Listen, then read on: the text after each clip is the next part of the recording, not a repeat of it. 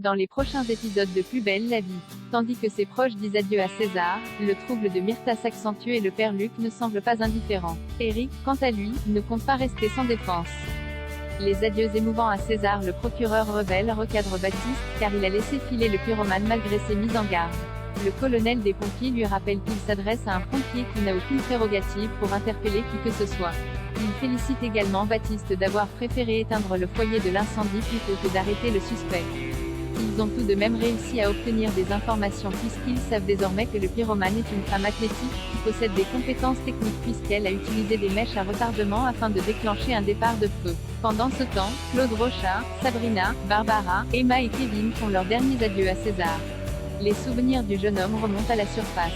Rochat déverse ensuite les cendres de son neveu dans Après cet hommage touchant, Emma invite Barbara chez elle. Elle se remémore leurs moments passés avec la compagne de Baptiste se demande si César serait toujours vivant si elle l'avait aimé. Au commissariat, Patrick Nevou interroge Fleur au sujet de son implication dans les incendies, mais la jeune femme clame son innocence.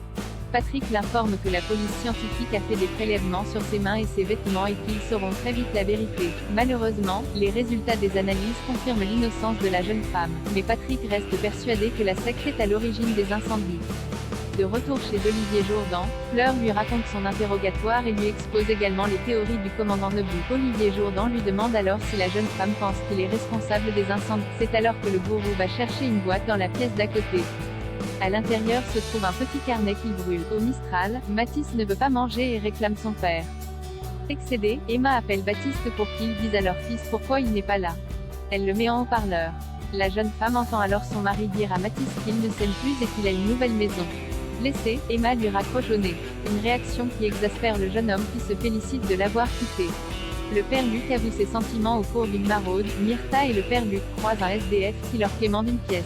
Le prêtre lui propose à la place du café et des sandwichs. Mais alors qu'il se baisse pour attraper les victuailles, le SDF tente d'arracher la montre de Myrtha.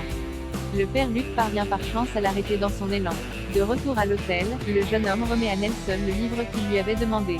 Ce dernier a appris que Myrtha a été agressée et il se demande comment quelqu'un peut s'en prendre à une femme comme elle, si sensible et si gentille. Le père Luc ajoute qu'elle est pétillante et très généreuse. Nelson souligne ensuite la beauté de Myrtha. Le père Luc lui donne raison, et précise qu'elle est aussi belle à l'extérieur qu'à l'intérieur. Il lui confie d'ailleurs que Myrtha le bouleverse en tant qu'homme. Depuis que leurs chemins se sont croisés, ses sentiments pour elle n'ont cessé de grandir. Pour Nelson, il n'y a aucun doute, il est tombé amoureux d'elle. Au bar du Mistral, Yolande tombe sur Myrtha, perdue dans ses pensées. Elle cherche à en savoir plus sur son homme mystère. La sexagénaire révèle alors à son amie que cet homme est plus jeune qu'elle. Yolande ne voit pas où est le problème et convainc Myrtha de sauter le pas. Quelques heures plus tard, Myrtha se rend à l'église pour parler avec le père Luc. Le jeune homme en profite pour lui confier qu'il a des sentiments pour elle. Il lui déclare qu'il l'aime depuis le jour de leur rencontre. Incrédule, Myrtha n'arrive pas à lui dire que c'est réciproque et quitte l'église précipitamment. Une cohabitation difficile. Eric est dépité. Après les risques d'incendie et le voisin psychopathe, il doit désormais composer avec l'ex de Simon sorti de nulle part. Simon explique à l'ex-policier qu'il ne pouvait pas le jeter dehors car il l'a beaucoup aidé quand il a repris la ferme. Ils ont habité ensemble pendant 6 mois. Ils étaient très différents, mais tous les deux traversaient une période compliquée qui les a beaucoup rapprochés. Alors qu'ils sont en train de discuter, Eric reçoit un SMS mystérieux l'informant que son colis contre son nuisible est disponible. Il explique alors à son petit ami qu'il doit chercher d'autres extincteurs à Marseille. De retour à la ferme après avoir récupéré son colis, Eric surprend Marc en train de le critiquer auprès de Simon. L'ex de Simon le traite à demi-mot de bourrin, qui tape d'abord et discute après. Eric lui propose de faire une démonstration. Un peu plus tard, l'ancien policier montre à Simon le revolver qu'il a acheté au marché noir, afin que son compagnon puisse se protéger si Mallard devait venir les menacer. Mais Simon déteste avoir recours à la violence et s'insurge.